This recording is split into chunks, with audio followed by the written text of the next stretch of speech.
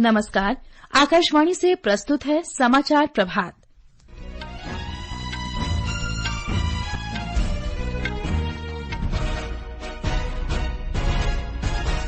प्रधानमंत्री नरेंद्र मोदी ब्रुनेई और सिंगापुर की 3 दिन की यात्रा पर रवाना होंगे। उन्होंने विश्वास व्यक्त किया कि उनकी यात्रा से दोनों देशों के साथ साझेदारी और मजबूत होगी।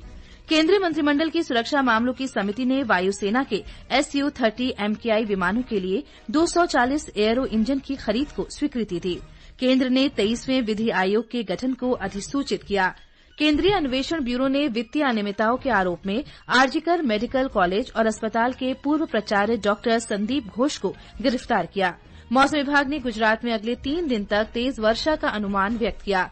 और भारतीय एथलीट सुमित अंतिल ने पेरिस पैरालंपिक में भाला फेंक स्पर्धा में स्वर्ण पदक जीता। भारत की कुल पदक संख्या 3 स्वर्ण सहित 15 हुई।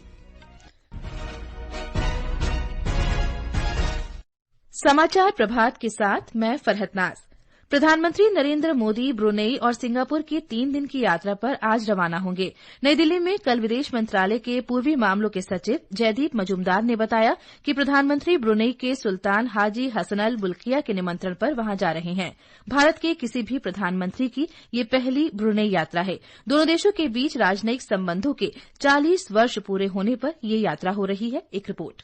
अपनी यात्रा के दौरान प्रधानमंत्री भारत ब्रुनेई द्विपक्षीय संबंधों के सभी पहलुओं पर चर्चा करेंगे और ब्रुनेई के साथ सहयोग के नए क्षेत्रों के अवसर भी तलाशेंगे। द्विपक्षीय संबंधों में रक्षा, व्यापार और निवेश, ऊर्जा, अंतरिक्ष प्रौद्योगिकी, स्वास्थ्य, क्षमता निर्माण, संस्कृति और लोगों के बीच आदान प्रदान जैसे कई क्षेत्र शामिल हैं। ब्रुनेई में भारतीय प्रवासियों की संख्या लगभग 14,000 है और उनमें डॉक्टरों और शिक्षकों की अच्छी खासी संख्या है। भारत को अपने अंतरिक्ष कार्यक्रम में ब्रुनेई से बहुमूल्य समर्थन मिला है और इस क्षेत्र में ब्रुनेई के साथ 3 समझौता ज्ञापनों पर हस्ताक्षर किए गए हैं। द्विपक्षीय सहयोग में रक्षा एक और महत्वपूर्ण स्तंभ है। ब्रुनेई भारत की एक्ट ईस्ट नीति और हिंद प्रशांत के लिए उसके दृष्टिकोण में एक महत्वपूर्ण साझेदार है। सुपर्णा के साथ अनुपम मिश्र, आकाशवाणी समाचार, दिल्ली। प्रधानमंत्री यात्रा के दूसरे चरण में सिंगापुर जाएंगे।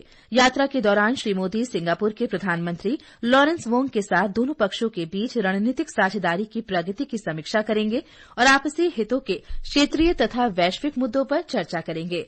प्रधानमंत्री ने विश्वास व्यक्त किया है कि ब्रुनेई और सिंगापुर की उनकी यात्रा से दोनों देशों के साथ और आसियान क्षेत्र में भारत की साझेदारी और मजबूत होगी। दोनों देशों की यात्रा पर रवाना होने से पहले अपने वक्तव्य में श्री मोदी ने कहा कि दोनों देश भारत की एक्ट ईस्ट नीति और हिंद प्रशांत दृष्टिकोण के मामले में महत्वपूर्ण साझेदार हैं। केंद्रीय मंत्रिमंडल की सुरक्षा मामलों की समिति ने भारतीय वायुसेना के Su-30 MKI विमानों के लिए 240 एयरो इंजन की खरीद के प्रस्ताव को मंजूरी दे दी है। इस प्रस्ताव को हिंदुस्तान एरोनॉटिक्स लिमिटेड से सभी करों सहित 26,000 करोड़ रुपए की लागत भारतीय श्रेणी में क्रय के वर्ग में स्वीकृति दी गई है। रक्षा मंत्रालय ने कहा है कि इन एयरो इंजनों को सौंपने का काम 1 वर्ष बाद शुरू होगा और इसे 8 वर्षों में पूरा कर लिया जाएगा। ये इंजन 54% स्वदेशी सामग्री से बने हैं और इनके कुछ प्रमुख घटकों को देश में ही तैयार किया गया है। केंद्रीय मंत्रिमंडल ने किसानों के जीवन में सुधार और उनकी आय बढ़ाने के लिए 14,235 करोड़ रुपए की लागत वाली 7 योजनाओं को मंजूरी दी है। नई दिल्ली में कल सूचना और प्रसारण मंत्री अश्विनी वैष्णव ने कहा कि मंत्रिमंडल ने 2,817 करोड़ रुपए की लागत वाले डिजिटल कृषि मिशन को भी मंजूरी दी है। डिजिटल एग्रीकल्चर मिशन बेसिकली जो डिजिटल पब्लिक इंफ्रास्ट्रक्चर का स्ट्रक्चर है उसी आधार पे एग्रीकल्चर के लिए इसका डेवलपमेंट किया जा रहा है। Digital agriculture mission 2,817 crore rupees की टोटल इन्वेस्टमेंट से बनेगा। इसमें 2 फाउंडेशनल पिलर्स रहेंगे। एक रहेगा एग्री स्टैक, दूसरा रहेगा कृषि डिसीजन सपोर्ट सिस्टम। मंत्रिमंडल ने खाद्य एवं पोषण सुरक्षा के लिए 3,979 करोड़ रुपए के लागत वाली योजना को भी मंजूरी दी है। ये पहल किसानों को जलवायु परिवर्तन के लिए तैयार करेगी और 2047 तक खाद्य सुरक्षा प्रदान करेगी। केंद्रीय कृषि और किसान कल्याण मंत्री शिवराज सिंह चौहान आज नई दिल्ली में स्टार्टअप और ग्रामीण उद्यमों के लिए कृषि कोष, एग्रीश्योर और कृषि निवेश पोर्टल का शुभारंभ करेंगे। वे कृषि अवसंरचना निधि AIF उत्कृष्टता पुरस्कार भी प्रदान करेंगे। एक रिपोर्ट।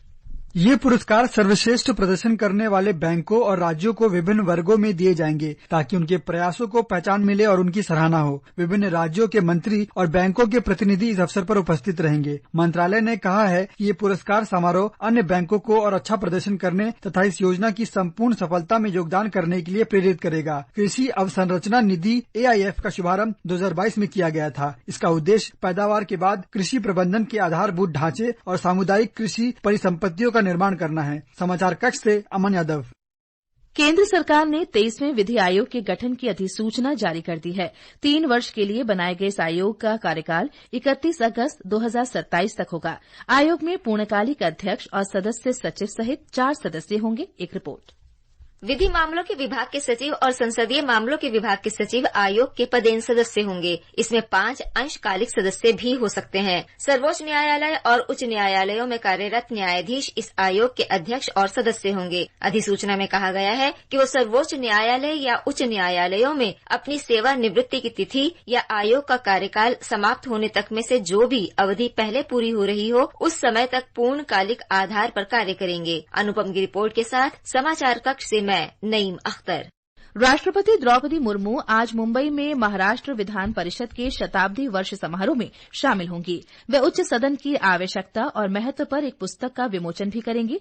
राष्ट्रपति बेस्ट मेंबर ऑफ हाउस और बेस्ट स्पीच पाने वालों को सम्मानित करेंगी। इससे पहले आज सुबह राष्ट्रपति पुणे में सिम्बायोसिस इंटरनेशनल डीम्ड यूनिवर्सिटी के 21वें दीक्षांत समारोह को संबोधित करेंगे।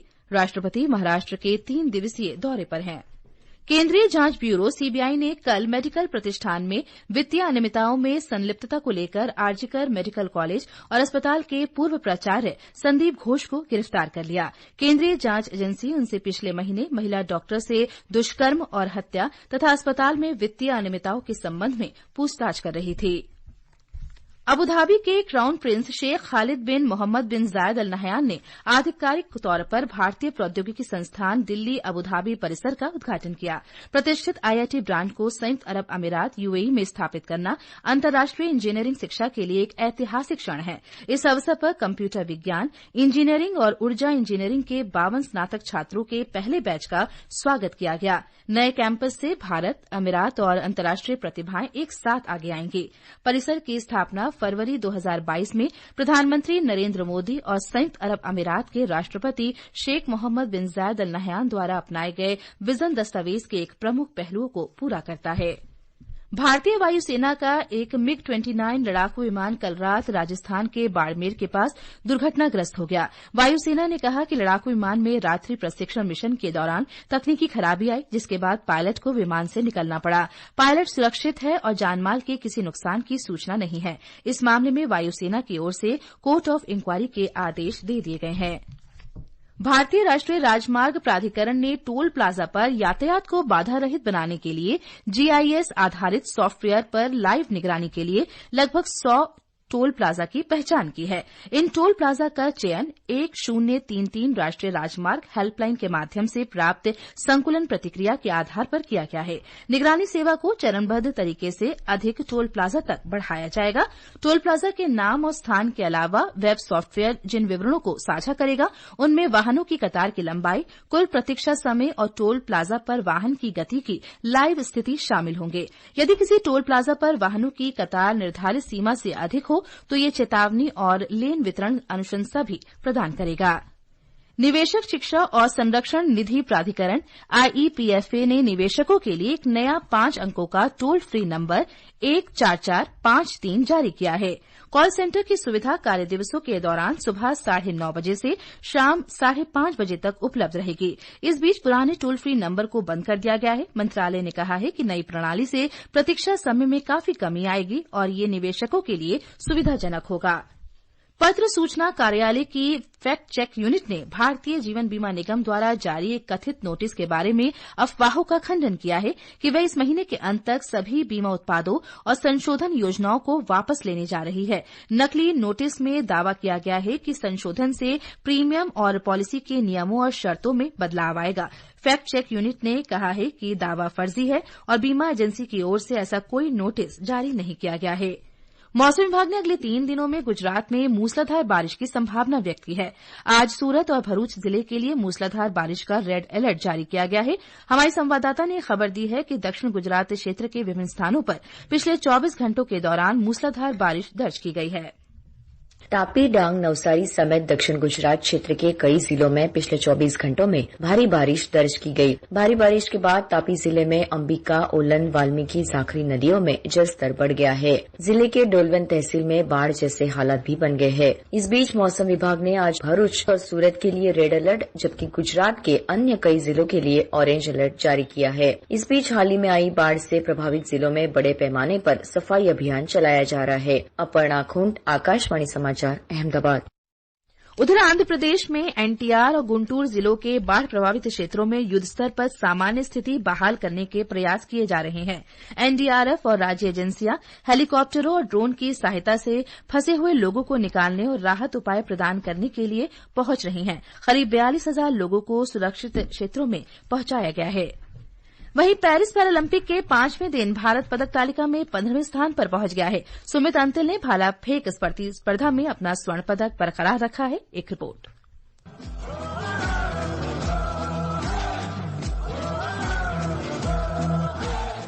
बैडमिंटन में नितेश कुमार ने पुरुष एकल श्रेणी में स्वर्ण पदक जीता। वहीं सुहास यतिराज ने भी पुरुष एकल स्पर्धा में रजत पदक अपने नाम किया। मनीषा रामदास ने डेनमार्क की कैथरीन रोसेनग्रेन को हराकर महिला एकल वर्ग में कांस्य पदक जीता। नित्या श्रेयशिवन ने भी महिला एकल श्रेणी में कांस्य पदक जीता। तीरंदाजी मिक्स्ड टीम कंपाउंड स्पर्धा में शीतल देवी और राकेश कुमार को कांस्य पदक मिला। आज निशानेबाज अवनी लैखरा दूसरे स्वर्ण के लिए खेलेंगी। वहीं मरियप्पन थंगावेलू से भी पुरुषों की ऊंची कूद के फाइनल में पदक लाने की उम्मीद है। समाचार कक्ष से मैं मुकेश कुमार बल।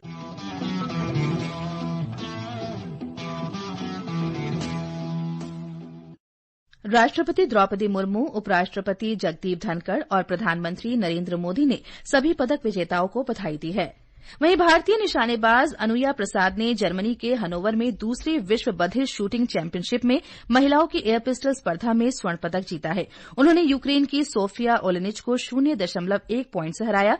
वहीं 18 वर्षीय मोहम्मद मुर्तजा वानिया ने भी कल नताशा जोशी के साथ 10 मीटर एयर राइफल मिश्रित टीम स्पर्धा में रजत पदक जीता है। चैंपियन के दूसरे दिन भारतीय निशानेबाजों ने 1 स्वर्ण, 2 रजत और 2 कांस्य सहित कुल 5 पदक अपने नाम किए। ये समाचार हमारी वेबसाइट www.newsonair.gov.in और हमारे न्यूज ऑन एआईआर ऐप पर भी उपलब्ध हैं। और अब आज के समाचार पत्रों की सुर्खियों के साथ हैं रवि कपूर। धन्यवाद फरहत। केंद्र सरकार द्वारा किसानों के कल्याण के लिए एक और सौगात दिए जाने की खबर आज सभी अखबारों की सुर्खी बनी है। अमर उजाला लिखता है 2,817 करोड़ के डिजिटल कृषि मिशन को मिली मंजूरी। आय बढ़ाने और जीवन को बेहतर बनाने के लिए की गई पहल। वीर अर्जुन लिखता है अन्नदाताओं को सरकार ने दिए तोहफे। कृषि क्षेत्र के लिए 7 कार्यक्रमों को मंजूरी। अपराधियों की संपत्तियों को ध्वस्त किए जाने पर सुप्रीम कोर्ट की आपत्ति का समाचार राष्ट्रीय सहारा ने पहले पन्ने पर प्रकाशित किया है। पत्र लिखता है हम बताएंगे कब चलेगा बुलडोजर। जनसत्ता की खबर है आरोपी होने पर भी कैसे ढहाया जा सकता है किसी का मकान, जल्द जारी होंगे दिशा निर्देश। दैनिक जागरण ने दिव्य प्रदर्शन शीर्षक से पेरिस पैरालंपिक की खबरें प्रकाशित की हैं। पत्र लिखता है भारतीय एथलीटों ने लगाई पदकों की झड़ी। हिन्दुस्तान की सुर्खी है पैरालंपिक में देश को स्वर्णिम सफलता। सुमित अंतिल ने फिर फहराया परचम। सुहास और तुलसीमती को रजत, मनीषा ने जीता कांस्य। उत्तर प्रदेश के बहराइच में एक और मासूम भेड़िए का शिकार। यूपी सरकार ने भेजी टीम। 32 राजस्व, 25 वन टीमें, स्पेशल टीम भी नाकाम। धन्यवाद रवि। और अंत में मुख्य समाचार एक बार फिर। प्रधानमंत्री नरेंद्र मोदी ब्रुनेई और सिंगापुर की 3 दिन की यात्रा पर रवाना होंगे। उन्होंने विश्वास व्यक्त किया कि उनकी यात्रा से दोनों देशों के साथ साझेदारी और मजबूत होगी। केंद्रीय मंत्रिमंडल की सुरक्षा मामलों की समिति ने वायुसेना के Su-30 MKI विमानों के लिए हिन्दुस्तान एरोनॉटिक्स लिमिटेड से 240 एयरो इंजन की खरीद को स्वीकृति दी।